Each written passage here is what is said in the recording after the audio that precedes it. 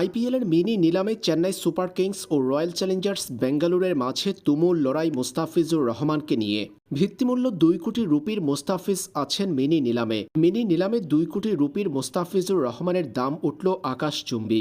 লড়াইয়ে Chennai super Kings ও royal Challengers Bengaluru. 2 কোটি রুপির মুস্তাফিজুর রহমানের দাম শেষ পর্যন্ত ঠেকল 3.5 কোটি রুপিতে। 3.5 কোটি রুপির বিনিময়ে মুস্তাফিজুর রহমানকে চেন্নাই সুপার কিংসের বিপক্ষে লড়াই করে দলেই ভিড়িয়েছে বিরাট কোহলির royal Challengers Bengaluru. Indian premier লিগের নিলামের এমন দৃশ্য সামাজিক যোগাযোগ মাধ্যমে আজ ভাইরাল টপিক।